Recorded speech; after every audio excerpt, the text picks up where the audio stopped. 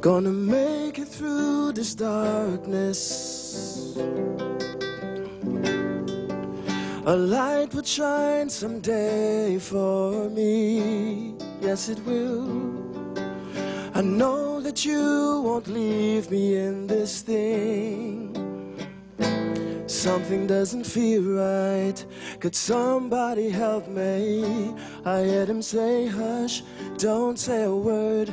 Gonna get messy if anybody heard. I heard him say, hush, don't say a thing. Think about the trouble you put me in. I heard him say, hush, don't you know who I am? A well-known woman, a respected man. Something doesn't feel right. Could somebody help me? Something doesn't feel right. Could somebody help me? I heard him say, hush, don't say a word. Gonna get messy if anybody heard. I heard him say, hush, don't say a thing. Think about the trouble you'll put me in. I heard him say, hush, don't you know who I am? A well-known woman, a respected man. I'm breaking the silence 'cause I'm under attack. No, I'm breaking the silence and take my life back. No, I'm breaking the silence and take my life back. And take my life back. And take my life back. Well, I'm going to start off by introducing Professor Rhoda Reddock, who will give us a presentation of the research findings and recommendations. And I know that we're all very much looking forward to her presentation. Rhoda Reddock is Professor of Gender, Social Change, and Development, and she is Deputy Campus Principal of the University of the West Indies St. Augustine campus here in Trinidad and Tobago.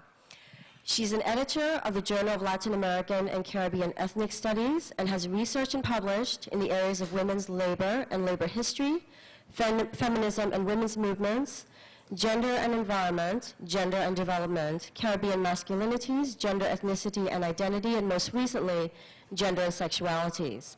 Her publications include Women, Labor, and Politics in Trinidad and Tobago, a history which was made a Choice Outstanding Academic Book for 1995, Plantation Women, International Experiences, co-edited by Shabita Jain, Caribbean Sociology, Introductory Readings with Christine Barrow, and the edited collection, Interrogating Caribbean Masculinities, which was published by UE Press in 2004. And of course, Professor Reddock is the project director of this Break the Silence research project. Thank you very much, Piya, Dr. Pangsapa, my head.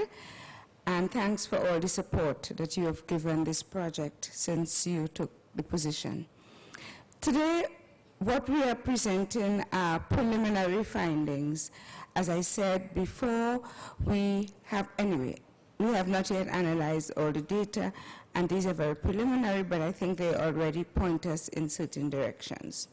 As you are aware, these are the components of the project. I repeat them because at each presentation we may have persons who had not been there before, but most of us are very aware of these. And how were these findings derived? As I mentioned before, part of this model was the embedding of the findings in the actions themselves. This is because, as I mentioned earlier as well, we were very skeptical about how we should approach this. We were not clear that we could go into schools. Well, we knew we could not go into schools and ask children these questions. We knew that it would be difficult as outsiders to go simply into communities and ask these questions. So we had to choose a number of methodologies. And therefore, the findings that we have would have come from the stakeholder meetings. We held one in Trinidad, one in Tobago, as you heard yesterday.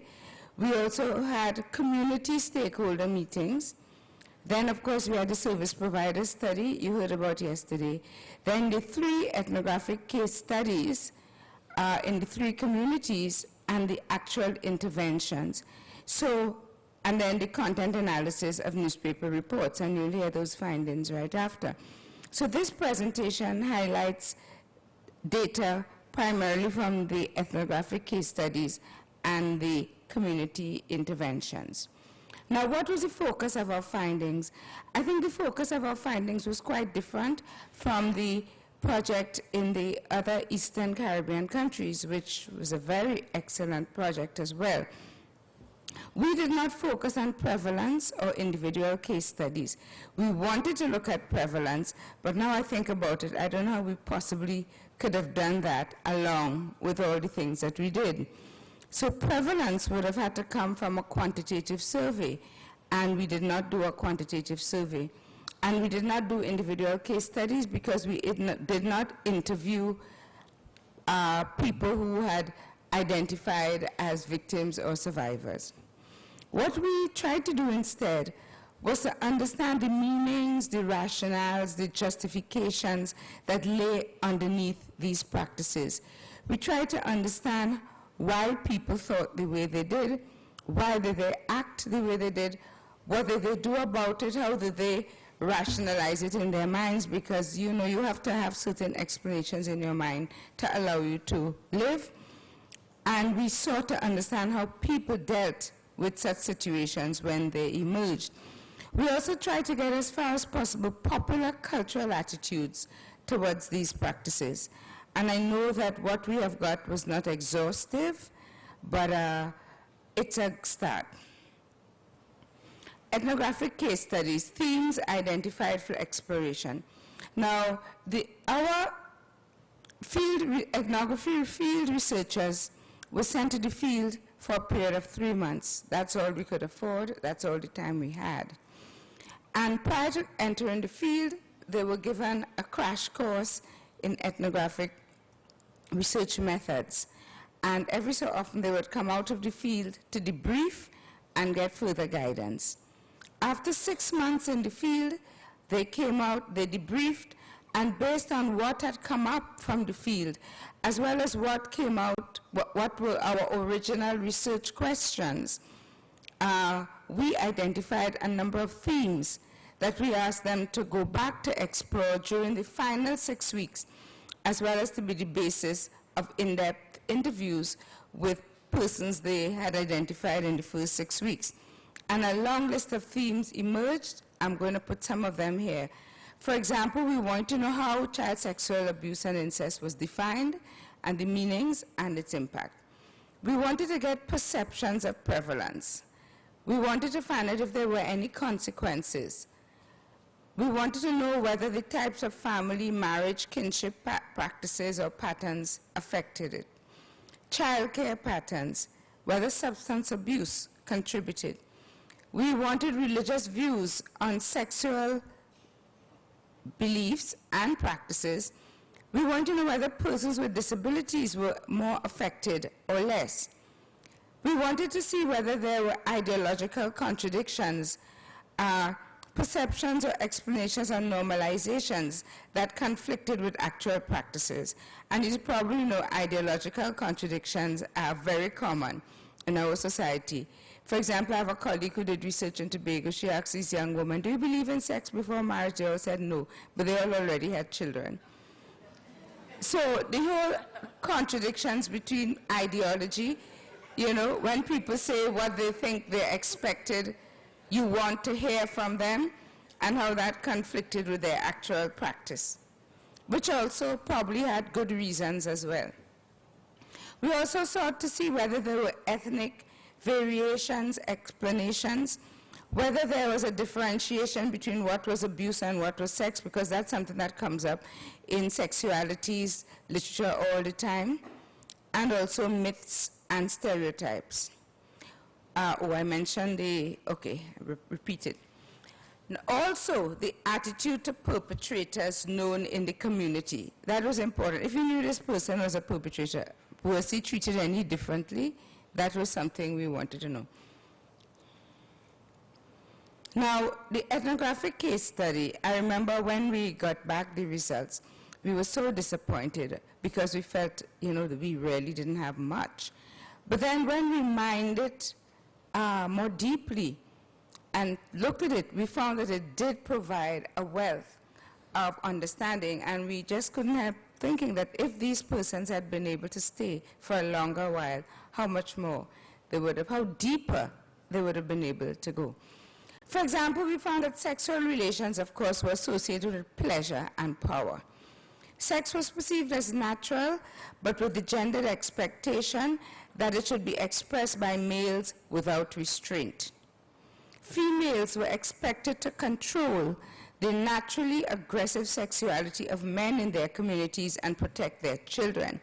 And this would explain the whole phenomena of blaming mothers that we have come across so far in the study, in that it is always perceived to be a woman's role to control men's sexuality.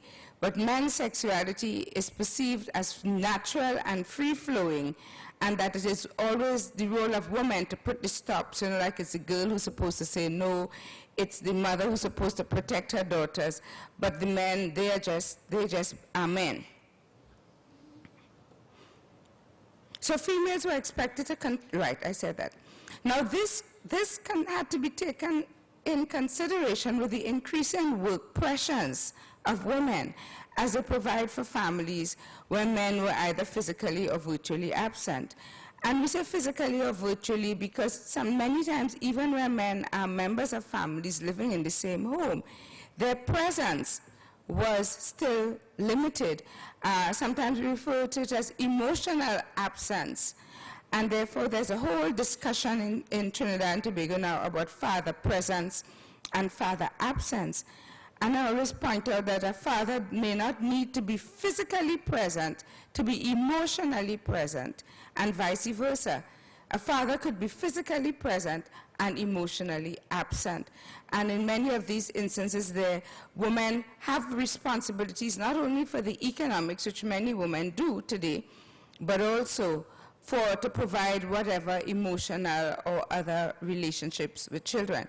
Of course, this is changing, and we hope it will change more, and clearly this is an area where work is required.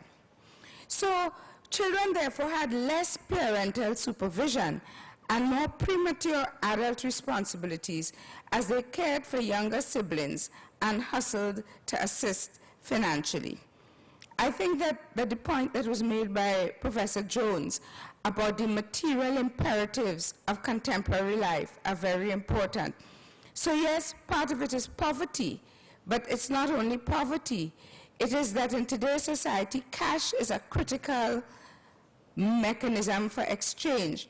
Long ago, especially in rural areas, you could get by, you could beg some bananas, somebody will leave the cassava, the extra ones in the ground for you.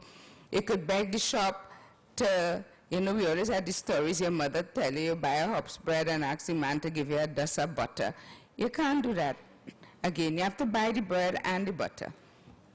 But in addition to that, the increasing imperative of cash, there's also the increasing imperative of a number of consumer items that become critical, not just to feel a sense of self-worth, but also to be not different from one's contemporaries.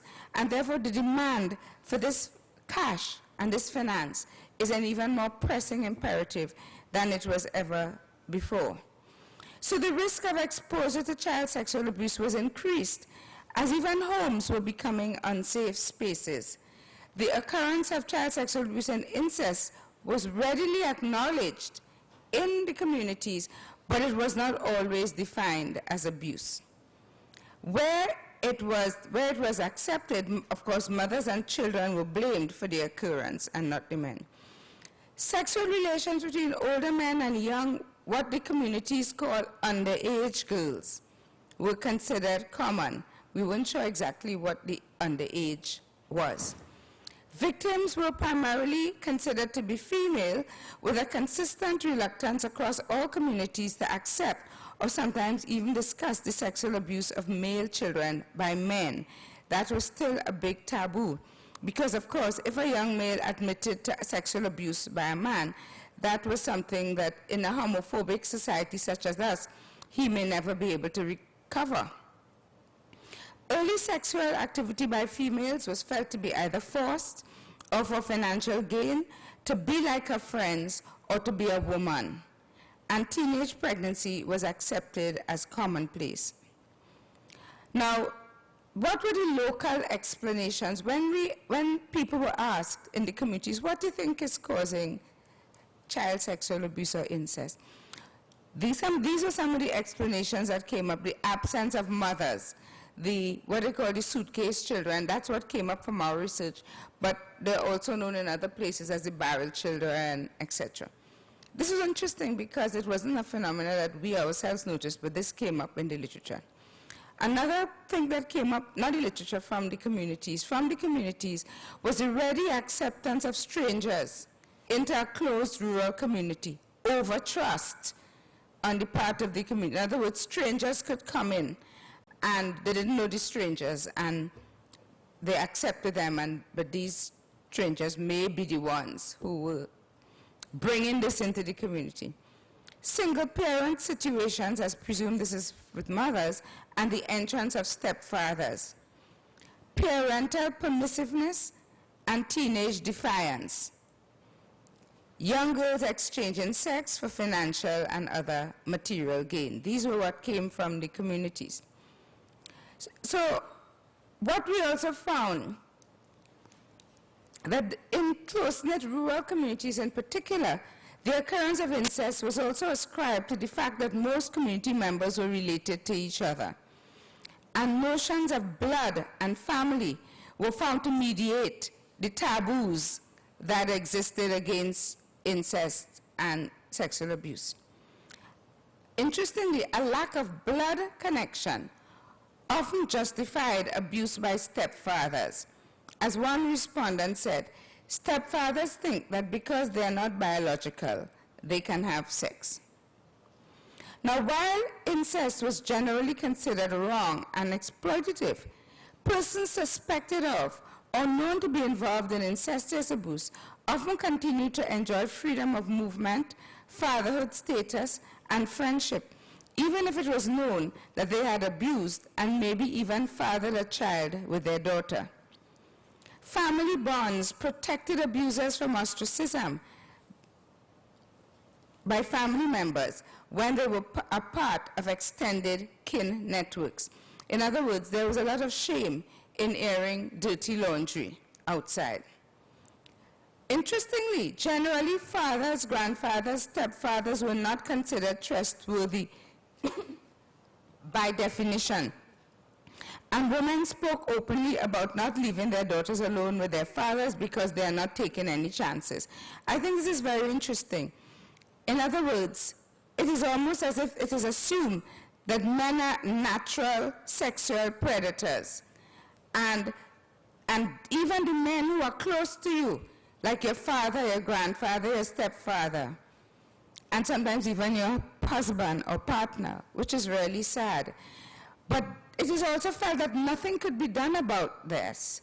You just have to try to protect your daughters. And this was accepted as a given, as we mentioned before. The onus is on women and girls to adjust their lives to suit. Women and girls were blamed in a number of ways. For example, if their daughters looked biggish or too big for their age in hairstyle, dress, and comportment. In other words, the mother is supposed to ensure that the daughters don't look older than their age. The women were blamed for leaving children with male relatives, or if the home has become an unsafe place for children. But the reality is, I thought that the good thing of having a man in the house was that they could share with child care and other household responsibilities. But if this same man in the house is not trusted, well, then that creates a real challenge for our family systems. Both women and girls were found to be responsible for policing the sexuality of other girls and women through the protection of girls from men. And this is a quotation.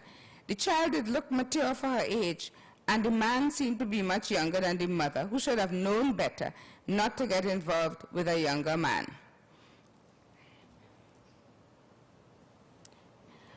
Okay, again, women and girls blamed. Another quotation, as a woman, you have to be sensitive to know, to have another eye.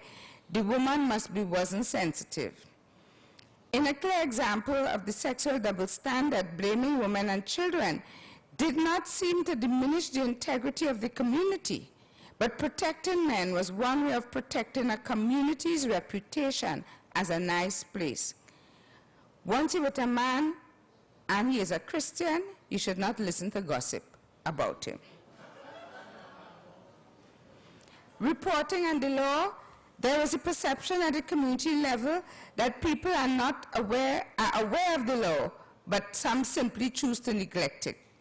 There was a lack of trust in the legal system and police, who may themselves be engaging in underage sexual relations. There was also a fear of everyone knowing your business, and people often believe that incest should not be disclosed and instead should be concealed. Where a perpetrator was identified, in these instances, for example, like if somebody got exposed, the perpetrators would simply avoid public appearance for a while until the issue was no longer a focus of attention. People sometimes chose religious solutions, such as pressing the perpetrator to confess and the victim to forgive, and then re-establishing household relations with both the abused and abuser remaining in the house. This often created a uniquely conflicting situation where incest is considered so unacceptable and unforgivable that when the child and family appear to have reconciled, others doubt that the abuse ever took place.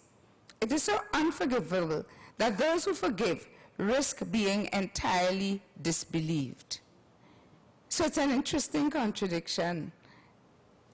And it also shows how people rationalize and make sense of conflicting situations in their own mind so that they continue to live their lives. Now, this is what my colleague, Dr. Sandra Reed, described as an abuse accommodation syndrome. She's a psychiatrist. In all three communities, abusers, victims, and stories of child sexual abuse were widely known to members, but the rights of children were generally not known. Right, so those came from the ethnographic case studies. We also have a few things that came out of the community interventions. For example, from some of the teachers. And what we've done, we've put together, when we do the actual report, we'll see if there are differences among communities, etc. There was an acknowledgement by the teachers of the normality of early sexual activity. Unawareness of the existence of an official protocol for schools, some felt they were prohibited from speaking to children about sex. There was a lack of knowledge of the related legal context and concerns over the conditions of the social services and the lack of police confidentiality. And especially in small communities, this is always a fear. There was an unwillingness to become involved, a feeling of helplessness and defensiveness, citing a lack of skills, discomfort in discussing sexual issues. They identified a conflict between confidentiality and their mandated responsibility to report. And this is an important issue. And I think this is important, especially since we don't have safe spaces, we don't have, any kinds, the support systems are challenging. They identified contradictions in the law, and, for example, buggery not defined as rape, and the marriage laws. And as you probably know, Trinidad and Tobago has 4 marriage laws, each with different legal, in fact, I think some of them don't have, the Trinidad and Tobago Marriage Act apparently doesn't have a legal age of marriage. I think it has a legal age of consent to marriage, but there's some legal technicality there. But other marriage laws allow marriage, for example, at 12 for Muslims, 14 for Hindus, 18 for Orishas, and then the National Marriage Act is unclear. So there's a contradiction between the legal age of marriage and the age of consent. And in one community, we were told that the police may actually advise the parents why they married them when they received a report. The teachers also expressed fear of victimization. In relation to men and boys, what came out was that the onus was not on men to refuse, but on women and girls to not be available. Many adults do not view boys' sexual relations with older women as abuse. One community male in, I think it was Arangua, said, that is baton practice. There was also a belief that if a female wants sex, then a man must give it to her. And I think this is very important. Because I remember there was a case in a school recently where a 12-year-old girl was abused by 6 males in the schools. And she admitted that she asked them for sex. And therefore, a lot of people saying it's so unfair, blah, blah, blah, blah, blah. But there are two things there. First of all, I do not think a 12-year-old can consent to sex under any of our legal ages, even though we have quite a few legal ages of consent. And secondly, there is a view that men cannot say no, and we'll come back to that. But in fact, we need to empower men to say no. I just want to acknowledge one of our, she was a note taker and also assisted in our analysis. Gosh, what's her name again? Wendy, also one of our graduate students in gender studies who did an excellent job. So I'd just like to acknowledge Wendy, who just came in with her small baby. There's a belief, okay, that's gone. Okay, coming out to the Invisible Theater in Tobago, and I think this took place on a basketball field. There was societal acceptance of the older man, younger field. Of course, that's generalized. The degree of youthfulness and age differences, however, was another issue.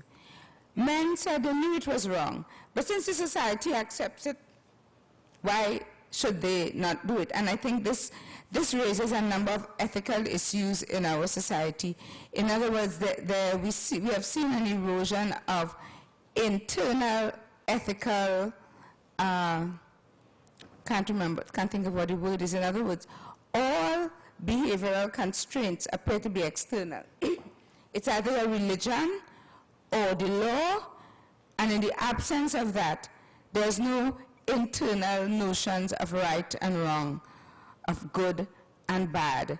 It's basically what you're allowed to get away with or what your religion preaches if you are religious. And I think this is something we need to deal with in this society. Excuses were made by men for the men's sexual behavior generally. The men noted that abortion was one solution to pregnancy resulting from these older men, younger women's relationships, and they also believed that it was okay for men to have multiple relationships. The men also noted that poverty was a reason why women have relations with older men. They also said that the reasons why older men go with younger women, and this was interesting, they said lack of thinking, insecurity, and the midlife crisis. And this came from the men themselves. And they felt that the young girls had a confusion between sex and love. And they quoted, they're looking for love, but get confused, taking sex for love. And this came from the men and boys at the basketball court. Men and boys continued. Was that a basketball court? Oh, okay. Some of these took place in the bars. Okay, men and boys, again. There was a stated awareness by the boys that they too can be victims. Very little said again about boys sexually abused by adult males. In other words, some of the things that came out in the ethnographic studies were corroborated from the data coming out of the interventions. However, there was more discomfort feeling about it. So if you see repetition, that's why. Students' attitudes and perceptions, and this would have come from some of the arts and actions workshops with students. Students were unfamiliar with the concepts of sexual abuse and incest. High school children voiced approval of the younger girl, older man relationships because of his experience, because they could get material gain, and interestingly, to preserve their reputation. So in other words, the young girls maybe gained points for having an older man, probably especially one who gave her money or gifts. What also came out is that boundaries were unclear. And this is just one example. There were other examples. Primary school boys and girls, for example, in one workshop disagreed as to whether the chest area was private or public, and also to the acceptability of touching the face. So boundaries as to what was accepted and under what circumstances were not clear. Masculine gender ideologies, the boys admitted, were learned from peers, not from their parents. For example, there was peer pressure against girl-type activities. And I think girl-type activities, based on other research we have done, includes doing well at school or even continuing your education into university level. The students in one school also mentioned the existence of the ZZ and the baddest girls. These are the girls who are highly sexualized, who flaunt their sexuality and looking for sex and for money. You don't want them for a girlfriend, they said. They deserve bad treatment. These ZZs want rough men and want to be treated rough. So clearly this is a group of young women who need special attention. And who knows what may be the factors contributing to these behaviors. Young girls and young women, the girls felt compelled to stay in relationships for fear that the boys would spread it around that she had sex with him and get a bad reputation. Well, obviously, these are not the ZZ and the baddest girls. The girls expected female submission after marriage, and the female lack of ownership of her body in marriage, I presume, and also in common law or committed relationships, was accepted. Going back to local explanations for child sexual abuse, a Tobago church leader noted, this was very interesting. He said, men in the community are less educated, so they seek to gain power through their violent acts. He also noted that lack of female leadership in the community, despite women's involvement in community action. He noted that community governance systems, therefore, tended to be more masculine. Okay, gender ideologies and incest. Sexual rites of passage. This was one male caregiver. I'm not feeding any cow for anyone else to drink milk from. Acceptance of sexual activity with young girls. And this was one group of men who cited these sayings: after 8 is breakfast, after 9 is mine, after 12 is lunch. It's wrong, but normal. And in fact, another thing that came up in the research was after 10 is break. Refusing sex that appears to be available is a sign of homosexuality. Men cannot refuse sex, or else they would be considered funny. Not drinking alcohol was also seen as unmasculine. A man who does not drink rum is a manicu man. Now, these are very preliminary findings that still need to be refined. Additional data are still to be analyzed.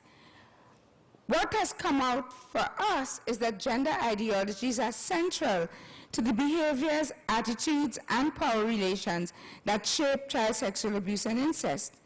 And there are many recommendations that can emerge from this study. And I just identified a few preliminary recommendations, and I'm sure you can come up with additional ones, and we will come up with additional ones later on.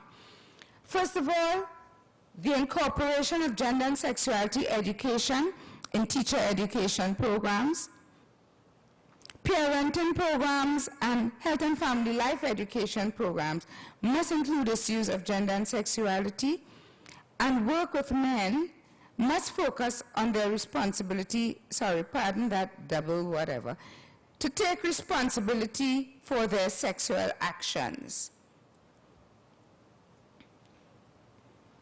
Young women and young men must be empowered to be independent in their decision-making and to resist peer pressure.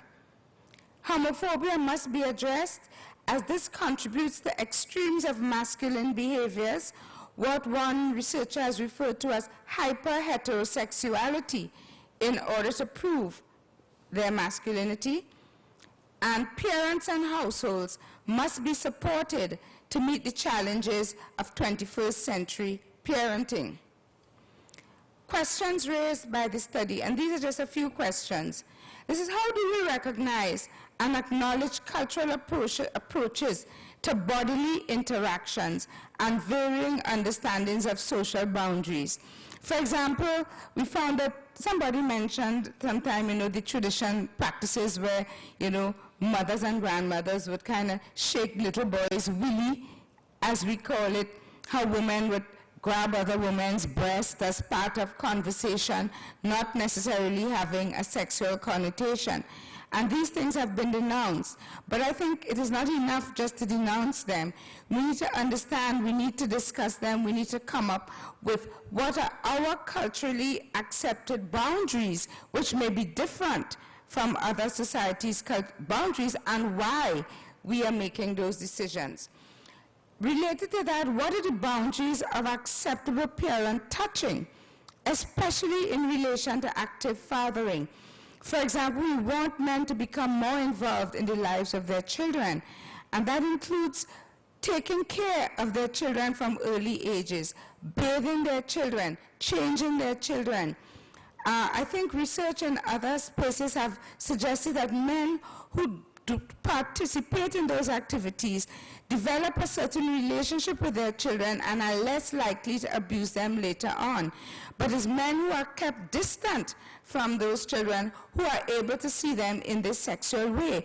But these are issues that we want to discuss. Is there maybe a certain time? I remember speaking to one man, and he said he took care of his daughter, and then he recognized when the time was when he needed to step back. When she said to him, "Daddy, I can do it for myself." So in other words, we need to be able to give this kind of guidance, and not simply to have blanket statements, "I can't leave my children with the men in the house." How do we work with men and families to develop a safe and loving and caring environment? Also, how do these interface with social and legal prescriptions from other jurisdictions and cultural contexts? So I know that there's a very strong influence, for example, of the United States on the Caribbean, and we must look at what's happening in different countries in coming up with our own strategies. But I'm asking, first of all, that we go beyond the United States. The world is not the United States. We go foreign and it's only the United States. There's a lot of good practice in the United States, but there's a lot of good practice in other parts of the world as well. So we need to open up our comparative lens. But also, we need to see what other culturally appropriate prescriptions we can come up with in our context. And finally, thank you. And where do we go from here? Thank you very much.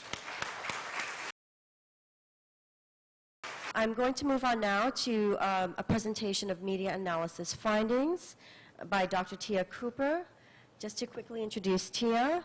Tia is a lecturer of communication studies in the Department of Liberal Arts at the UWI St. Augustine campus. She studied at Bennett College for Women in Greensboro, North Carolina, and pursued her graduate studies at Ohio University in Athens, Ohio, where she earned her MA and PhD in International Communication and Culture. Her research interests include issues of gender and sexuality in media, culture, ethnography, and post-colonial theory. She's a research team member on the gender, sexuality, and implications for HIV research program at the IGDS, and as a research team member of this project, Tia is now going to give us her presentation of the media analysis that she did. I can't come out today because of yesterday. These boys came around my way. They gave me 50 cents to lay across the bench. They said it wouldn't hurt to stick it up my skirt. My mother was surprised to see my belly rise. My father went berserk because he wasn't first.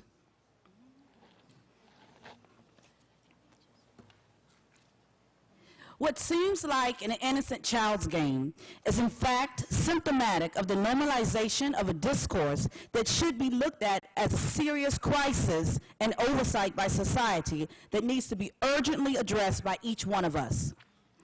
One of the ways in which we can do this is by critically analyzing the language and the images that are produced and circulated and disseminated by the media. Professor Rhoda, Reddock, project director of Breaking the Silence, did just that by actively clipping news articles that address issues of child sexual abuse and incest in local papers. It is because of her meticulous attention and her sincere commitment to the cause that this media study is underway. I am here to report preliminary findings of a content analysis of the newspaper articles. Before I address the findings, let me wish you a warm good morning.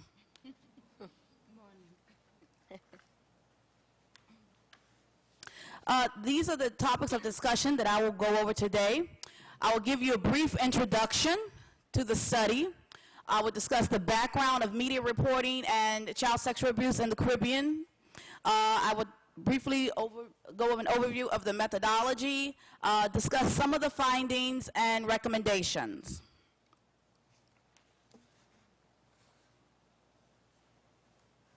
First, let me begin with the study objectives. My main responsibility was to analyze media clips collected for the Institute of Gender and Development Studies research project. Of course, this is the Break the Silence project.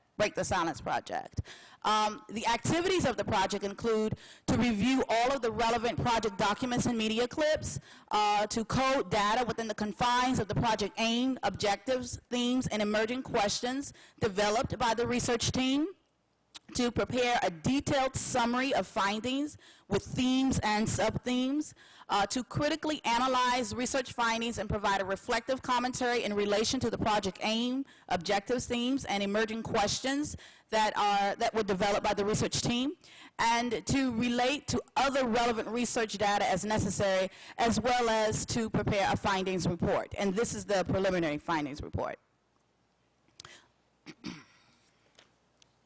A 2005 United Nations Refugee Agency publication states that newspapers were widely read in the Twin Island Republic with a high circulation rate of approximately 123 per 1,000 people. Although the same report states that radio is more pervasive, the literacy rate has fostered the heavy consumption of newsprint, making Trinidad and Tobago the nation with the highest per capita consumption of newsprint in the Caribbean region. In 1997, the Trinidad Express launched a website in the effort to broaden its reach to the outlying Caribbean, and it averages approximately 10,000 hits every day. These figures, of course, are not static, and with emerging technologies are subject to change. However, you can clearly see that the newspaper is a dominant force for news and information and TNT and beyond. And if you can review the slide, that you can see that the country's three top newspapers, the Trinidadian Guardian, the Express, and the Newsday, have a combined daily circulation of about 240,000, which is very, very significant. In addition to that, the two most popular newspapers, which is the Guardian and Express, account for 160,000 daily sales. So it's pretty dominant force. And An evaluation system designed by Freedom House, a nonprofit, nonpartisan organization, is used throughout the world to determine the level of independence a country's press enjoys. Freedom House calls attention to global trends in freedom and democracy and shines a public light on the dictatorship and abuse. One of its main annual reports is Freedom of the Press, which talks about the journalistic independence around the world. The scale that the World Evaluation System uses is a scale based out of from 0 to 100. If you can see here, the lower the score, the freer the press. And if you earn a score between 30 through 60, that means that you are operating with a partly free press. Trinidad and Tobago has been awarded a score of 28, which suggests that they fall in the freer end, freer end press of the spectrum. Media and ethics, and it's essential when you talk about anything about media. It's very necessary to also talk about ethics. And I think many times we forget about the code of ethics within the media and responsible reporting. One of the requirements that was aimed at social and economic progress, in 1997, a media code of ethics was proposed by the Trinidad and Tobago government. Toward a free and responsible media was the document. But this document was later shelved because it became under much scrutiny by the TNT press. And remember, I mentioned before that TNT celebrates itself with a tendency toward free press. One of the requirements of this document was that, and why it was shelved, was that it was aimed at social and economic progress and integrity. And the reason why it was shelved was that the journalists felt that the code of ethics controlled and limited the freedom of press through government control.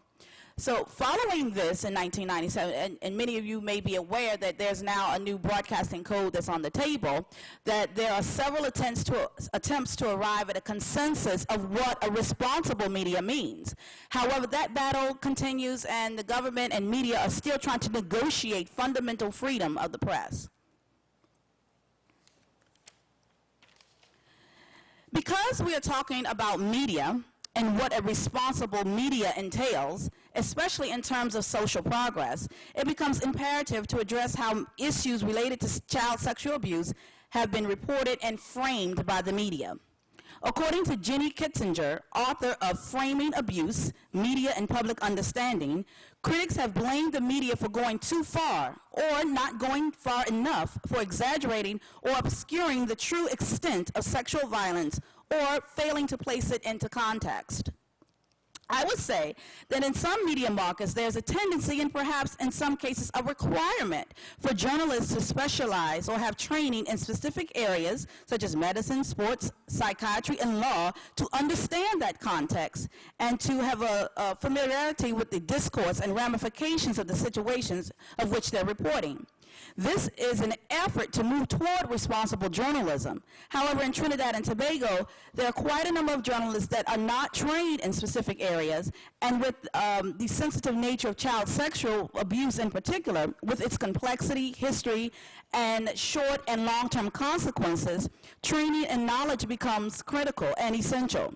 So basically, we can discuss ethics, but we also need to talk about the guidelines for reporting sensitive issues. What are they and where are they? And this is one of my great concerns. The methodology. We use, well, I use a qualitative content analysis. Okay? And let me give you a brief definition of qualitative content analysis. It's not a traditional content analysis. Traditional content analysis is a quantitative perspective which focuses on frequencies of content items. However, qualitative content analysis is broad, and it's a general set of methods used for analyzing content of qualitative material. And it's usually used to build or support an argument. It's not simply an extraction of objective content from text, nor is it merely counting words. It examines themes, meanings, and patterns that may be manifest or latent within the text. And a working definition that I'm going to use here today is a research method for the subjective interpretation of text data through systematic classification process of coding and identifying themes or patterns. It is commonly associated and used with Atlas TI, which is a computer software program which helps organize qualitative data to make it more efficient and manageable. Okay, what I did not do for this particular research, and this is also very important because to know what I did and what I did not consider helps to understand the findings. I did not consider the article placement in the newspapers. I did not consider headlines or titles of the articles themselves, nor did I consider accompanying photographs. As I only had the newspaper clippings themselves, they were scanned onto a CD. I did not consider these things.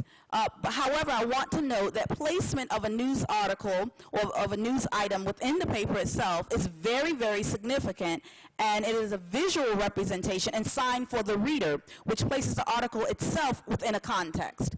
Okay, so although I did not look at that, I do want to stress that that is something that should be looked at in future, along with other visuals such as the photographs and things like that, and advertisements that the articles are located next to. Okay, findings and discussions. The findings, or the identified themes, were again a result of the stakeholder meetings along the Toco Coast, Aranguez, El Socorro, and Charlottesville and Tobago. And the identified themes came out of these meetings. The emerging themes emerged as a result of doing the research. These themes were recognized via the content analysis from 124 articles. So Professor Reddock did a lot of clipping of news articles, and I can remember going to my office and finding a nice surprise in my mailbox of another article that she so happily clipped and sent over. So I didn't think the project would ever end because they kept coming daily and daily. These themes were recognized via content analysis from 124 articles from the Trinidad Guardian, Trinidad Newsday, and Trinidad Express, and these articles span a 5-year period between 2006 and 2007. I mean, 2006 and 2011. There were 36 articles from the Trinidadian Guardian, from the Trinidad Express were 46, and 42 from the Newsday. I also further categorized the articles into types or typifications, such as news features or news events. There were 99 of those, letters to the editor, and editorials. And this also becomes significant, as Professor Reddock reminded me, because the type of language and the writing style becomes different when you have a letter to the editor or an editorial. This is quite a wordy slide, but just let me briefly go over it with you. These are some of the identified themes that Professor Reddock actually explained to you just a few minutes ago, of the themes that came out of the stakeholders meeting, such as perception that men abuse more than women, or rape and child sexual abuse by trusted members, not necessarily family members, but just trusted persons. The underreporting of child sexual abuse and rape, or implications for HIV, and so on. These were the identified themes that I was looking for. And these are the emergent themes that I actually found. Implications of HIV and AIDS in Trinidad and Tobago. Blaming mothers was a very, very significant theme that was frequently presented. Underreporting of CSA and rape. Poverty-stricken and child sexual abuse. So these are some of the themes. I'm not going to go over all of them today, but I selected 4 to kind of give you an example of what I'm finding. And those are poverty-stricken and child sexual abuse, rape and child sexual abuse by trusted members, which is a huge one, blaming mothers, and implications of HIV, AIDS in Trinidad and Tobago. Okay? And what I've done here is just lifted some quotes from the actual data so that you can see. Under the title of poverty-stricken, or the theme of poverty-stricken and CSA, it reads from an article from The Guardian, says that the title is Porn for Sale, Students Cash In on Sex in the Classroom. And if you refer to that, you can see that's a very sensationalized title even in of itself. Head of the Unit for Social Problem Analysis and Policy, Dr. Daphne Phillips, said it was poverty-stricken students who made the pornography to sell in order to take care of their families. And I wanted to note that stereotyping in the media is a big problem, whereby high frequencies of reporting related to child sexual abuse is associated and linked to lower socioeconomic class. This encourages readers to perceive child sexual abuse as a problem that is largely connected with class, where in fact, child sexual abuse is not simply determined by class and is not class sensitive, as it cuts across class. Therefore, this stereotype reinforces the notion of the us versus them. They do that over there, but we don't do it in our family, or it becomes a social problem of only a certain community where it's not our issue. So it's almost as if it's akin to the HIV and AIDS reporting, where HIV and AIDS is commonly associated with the homosexual population, or as a homosexual issue and not an issue that I need to concern myself with. A second theme was rape and child sexual abuse by trusted people. And this was a very significant theme. Out of 124 articles, 50 references were to rape and child sexual abuse by trusted people. So it becomes very, very significant and relevant here in this study. And I want to also backtrack and say that a lot of these themes can be cross-referenced. So this article can be referenced with another theme as well, so that everything was not just black and white, that there was a lot of cross-referencing. But again, this suggests that the prevalence of rape and child sexual abuse by trusted persons in Trinidad and Tobago, it can be, or needs to be addressed. And I wanted to review one of the articles. Parents' first duty is to their children. And this was a letter to the editor. And if you notice the language, how often have the stories reached the media of some young girl child being advantaged on occasion, meeting a violent death by a stepfather, another male relative, or some stranger, and all because a father is not around to provide the protection needed by the girl child. Again, what does this suggest? It suggests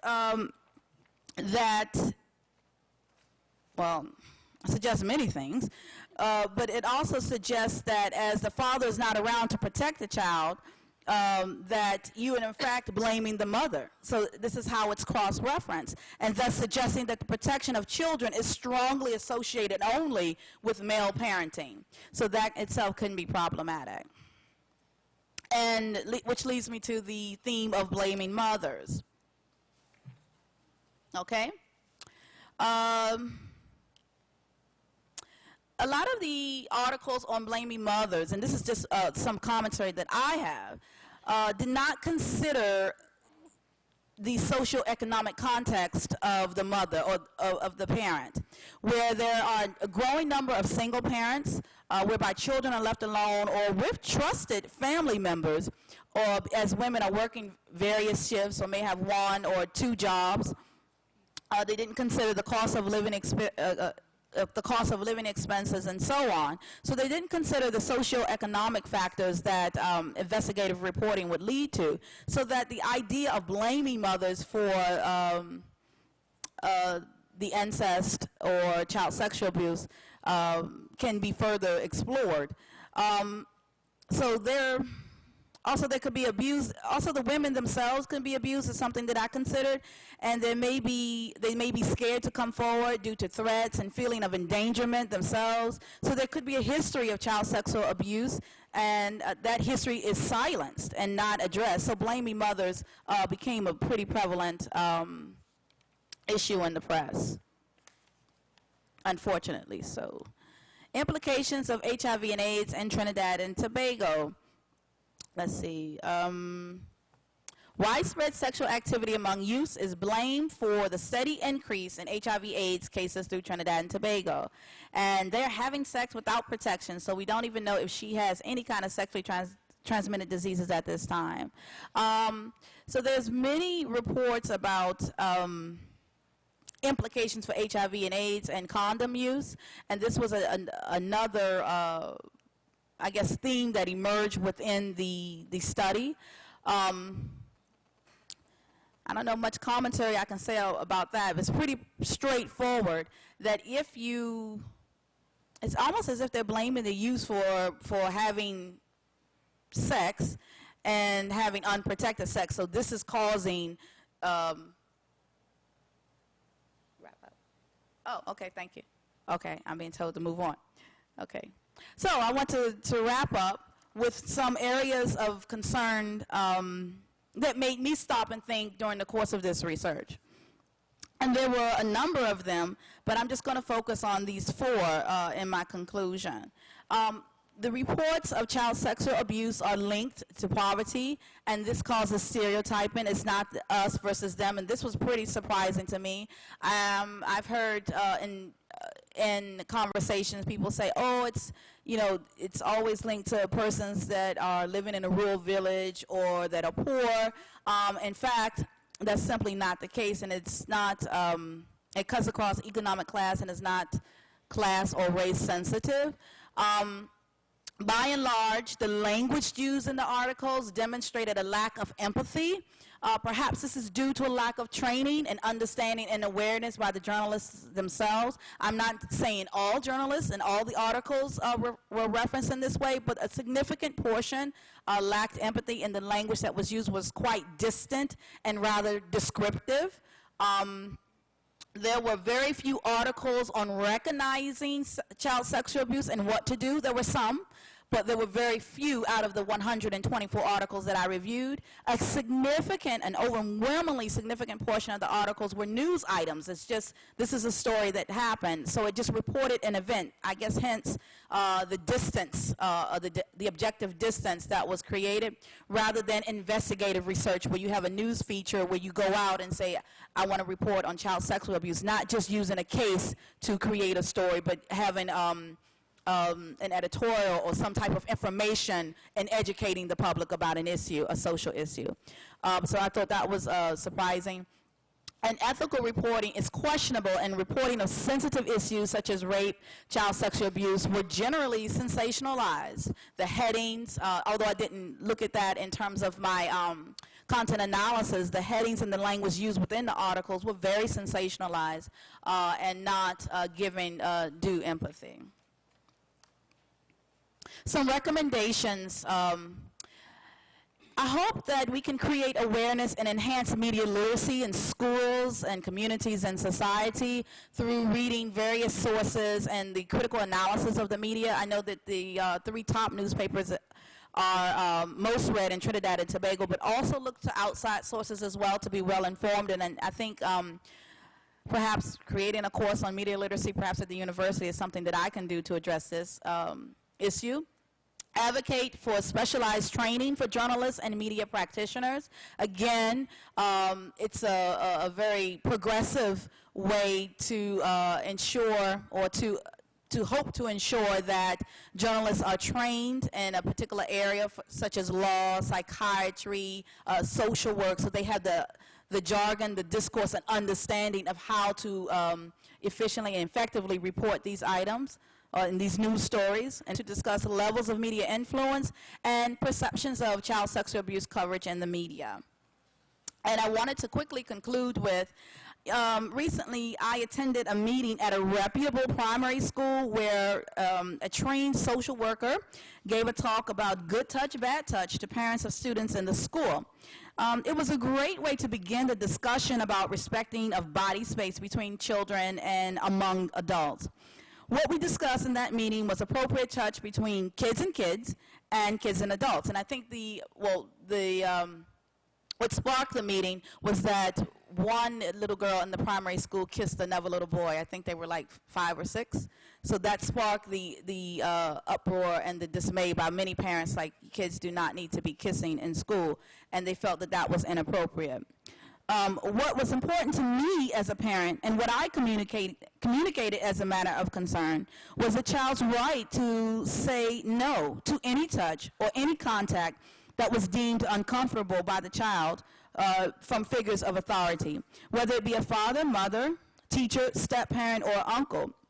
A child should be taught that they have rights. And I wanted to conclude that because that's one of the lessons that I teach my children, that even if they do not feel for a hug, or when mommy's or someone says, give so-and-so, give auntie a kiss, if they don't want to, they shouldn't be strongly encouraged to do so, and because that person is an authority figure, because it sends mixed messages. So I wanted to conclude with that, and thank you, and look for your recommendations. Well, I just wanted to thank Rhoda and Tia for their excellent presentations and for sharing with us these two important components of the project.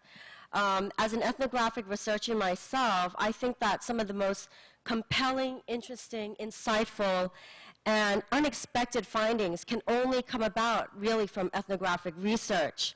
For example, the contradictions between people's perceptions and attitudes and their actual practices. And I also found really fascinating the content analysis you did, Tia, of the print media. And so I'm sure that many of you will have some questions and that we can continue some of this discussion during this Q&A session. So what I'm going to do is I'm going to take 3 questions that you may have for either Rhoda or Tia and ask for them to respond. Okay? So we'll start with the first question. I must say that the presentations were very interesting.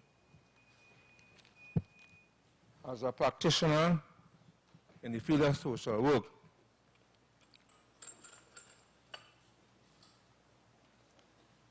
I'm very much concerned about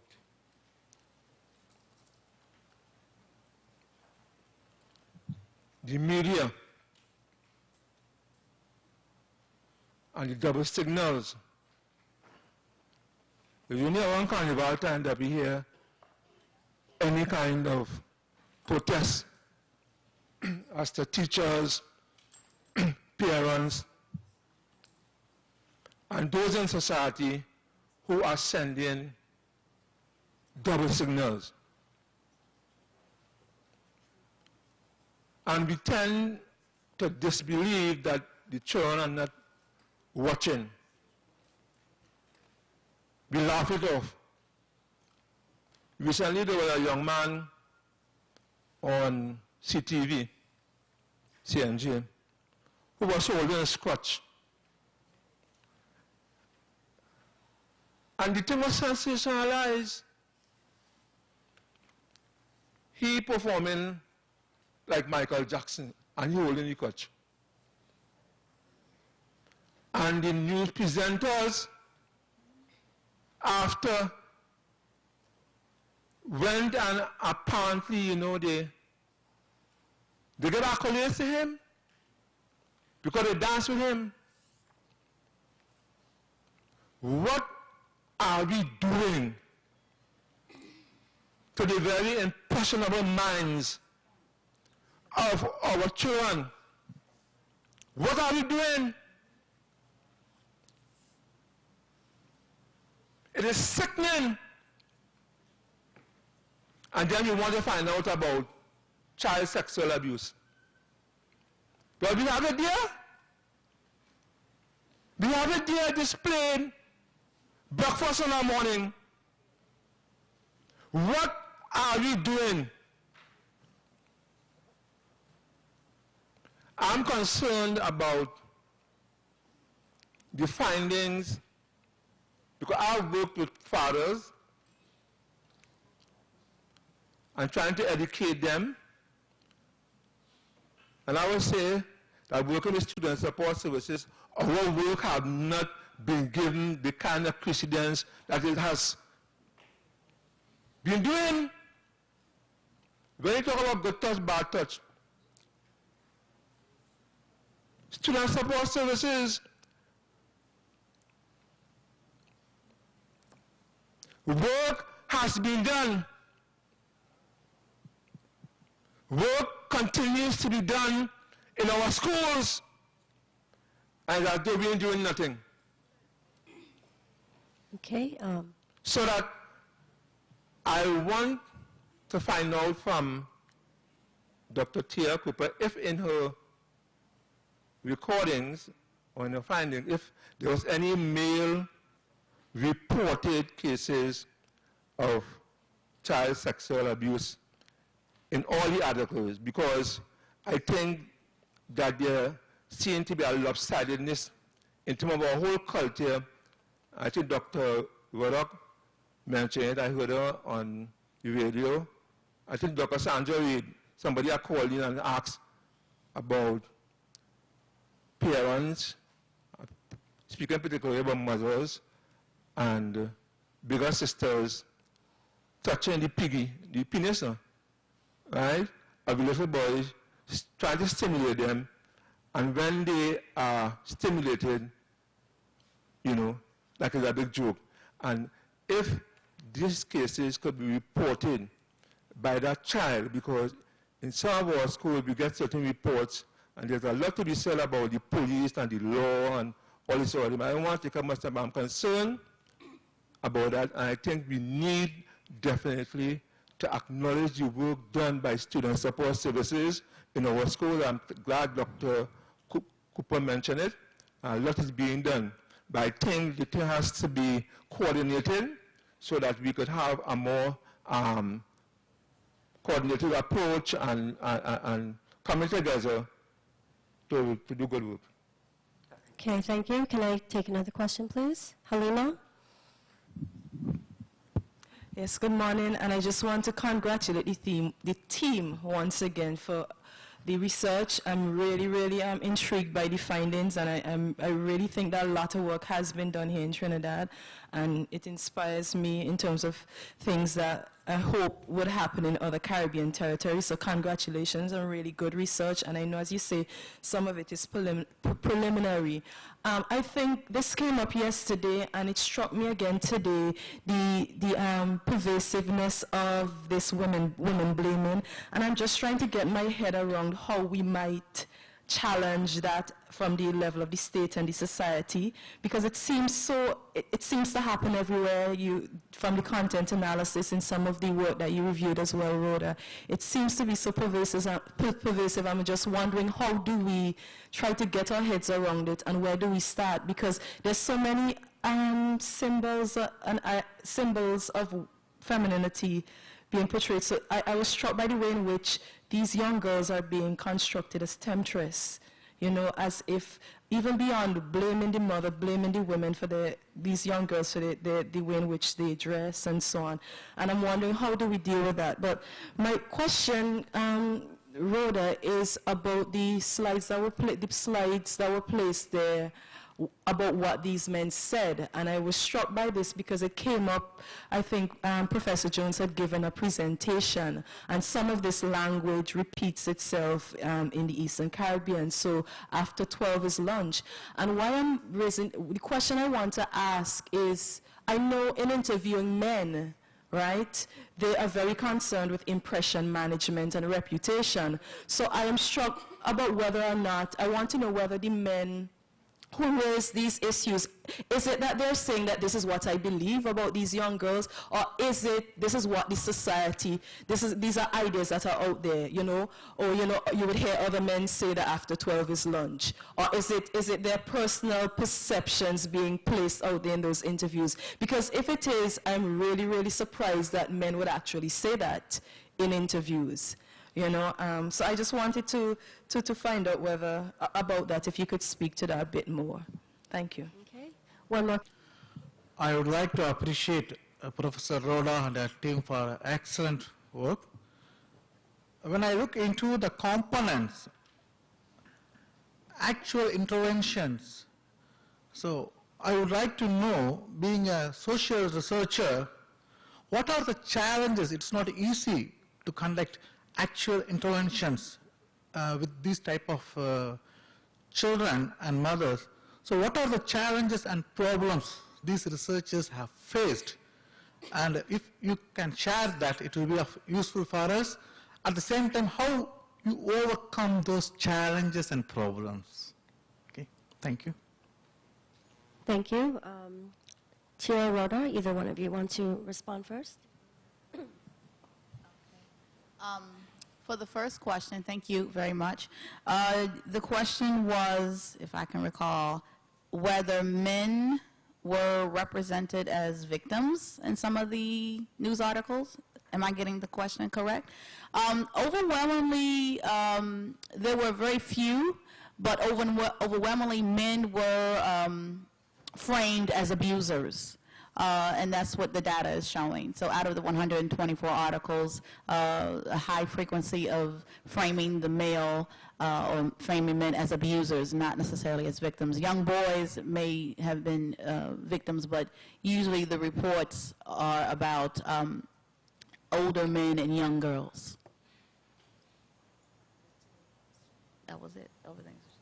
Okay, thank you very much for those questions. In relation to the first speaker, I too share his concern about the media, and I think that that there are a number of suggestions. I think that having a more informed media, having clearer qualifications and training for media is important, but I think also media literacy that develops a sensitivity among citizens, including children, about what they read in the media and to make certain demands on media practitioners is also important. Now, the phenomenon of the young man holding his crutch, I think that this is something that has emerged, let's say, over the last 10 years. And we see this as a sign of, in a way, youth hypermasculinities. It's also a representation of the fact that for many men, their crutch is the center of their identity as men. Unfortunately, and what is the sad thing is that even for these young men, holding their crutch becomes an important symbol. At first, I used to wonder if they were checking to see if it was still there. But then maybe that provides a certain reassurance. So I think that what we as scholars and thinkers and practitioners have to do is not just to denounce a practice as bad, but to understand its meaning, and then to work with young men, with teachers, with educators, to remind young men that they are more than that they are brains, that they are all kinds of other things, and that is not the center of their being. And I'm wondering if the shift to this crutch grabbing is also could be correlated with our switch with young men away from school and education as a way of valorizing manhood and masculinities. So these are all complex things. We can't be definitive, but I think these are the issues that they throw up. So I think rather than, and these are things that we have to discuss with media practitioners, with the young men themselves, with all kinds of things. It's putting a new spin. I know in Trinidad and Tobago we tend to just have a denunciation, a criminal justice approach. But I think this is what Dr. Jones was saying. We have to move beyond the criminal justice approach. Now, in terms of the work done by Student Support Services, I just want to mention that we had the head of Student Support Services on our advisory committee. And we didn't go out there to deny people anything. We simply, I'm just telling you what came out of the schools. And what it just shows, and I think that what I realize is that this is a massive job, and that maybe the Student Support Services may need more support to do the work that they're doing, and maybe different kinds of tools and enhanced facilities to do the work that they're doing, because to me, Student Support Services are critical, and they have a major job to do. We have lots of schools in Trinidad and Tobago. We have primary schools, secondary schools all over the country. And therefore, this is a major task, and they need all the support, as well as guidance and new approaches, if maybe the old ones not working as well. And, okay, so that's one thing. Now, in terms of the second speaker and the pervasiveness of woman blaming, I think I tried to explain it in my presentation because women are seen as having that role and responsibility. What we need to do then is to shift that so that men also see this as part of their responsibility. It's interesting, this letter writer to the media was suggesting that men had this role of protecting their children, but it was not, I don't know if this was a pervasive theme in the media. I wanted to ask you this, because to some extent I know there was a feeling long that men were supposed to protect their daughters without, you're supposed to, you know, there's a saying in Trinidad, when your daughter becomes a teenager, you sharpen your 3-canal, etc. You stand up, you know, you watch all the men who come in the house and all kinds of things. But I'm wondering whether that is still, because that didn't come out very much in our studies. So I'm wondering whether there's been a shift in perception, whether that has changed, and that is why research is important, because you can find out maybe if there are changing trends, if some things are not as prevalent as they used to be, etc. The other thing is interviewing men, yes. I think that these were not their own views, these were statements. And in fact, what was interesting to me is that some of the methodologies that we used allowed the men to be very open, because I was very impressed with some of these statements they got on a basketball field or in a bar. I mean, the men admitting that something was wrong, but that nevertheless the society allowed it. The men putting forward reasons why other men were acting, where men acted the way they were. I found that some of these statements by the men were very thoughtful. So I felt, and the comments that they made, I think they were letting us know, because that's what we wanted to know. What were some of the popular understandings? What are the popular statements that are made that reflect certain attitudes? In terms of the actual interventions, yes, some of these interventions, the children's workshops, you know, we mentioned Samantha Piya and the young primary school children using the teddy bear. You know, she would ask them, you know, why is the teddy sad? And then these children would give reasons why the teddy was sad. There were those interactions. There were the high school workshops using arts in action, and where they would, for example, do these scenarios, and then from the scenarios they would ask the students for their responses, or they might do things like throw a ball at somebody and put people in the hot seat. There were all kinds of methodologies that were used, out of which they would have got this information from the children. The teachers, remember in some communities we had teachers' workshops. Matadi spoke yesterday about these 1-hour workshops at lunchtime, because these were the only times the teachers had, and all the limitations.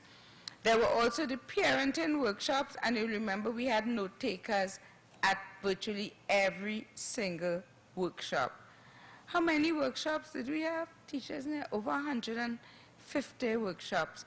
And it was quite a task managing note takers for every workshop in Aranguez, in Toco, in Charlottesville. Some activities were in homes, some were in schools, some were in religious places, and we had to manage. It was a major logistical task. And that is why I really congratulate the persons who worked in that area. And then I just want to mention that one of the outcomes of one of the Toco community is a radio soap opera. And the idea for the radio soap opera came from the school teenagers, because Toco has a community radio station.